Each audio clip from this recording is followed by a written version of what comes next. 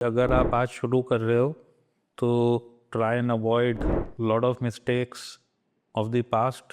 One of them is mistake of over diversification.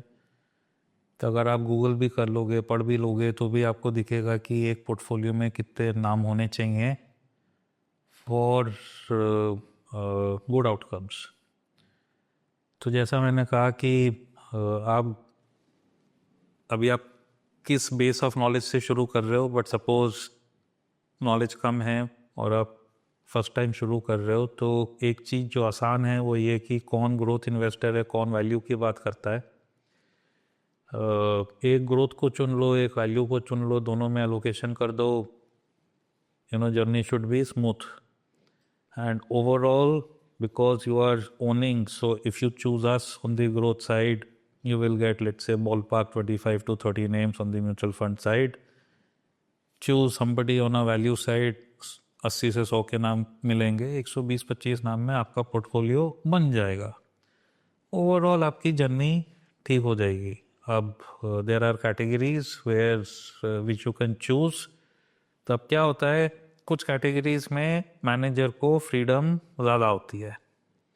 Okay, so even if you choose let's say a flexi category, the manager takes a call कि large में ज़्यादा होना है, mid में ज़्यादा होना है, स्मॉल में जाना होना है. और अलग अलग समय अलग अलग.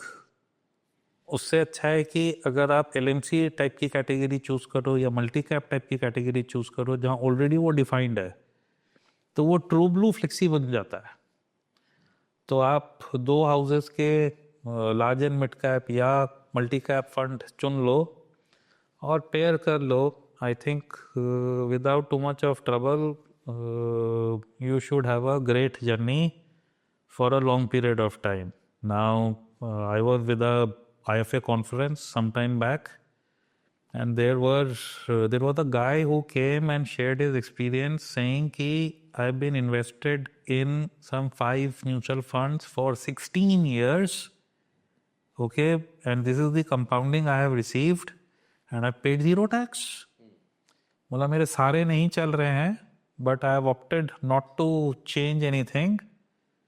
कि mutual fund is a great vehicle for taxation. I mean, till you are invested, the manager changes. There is 0 tax incidence. तो आप अपना market has compounded long period 12%. Managers have tended to do a tad better. आप सोच लो, आपको उस type की compounding मिल रही है with 0 tax incidence. So that really works.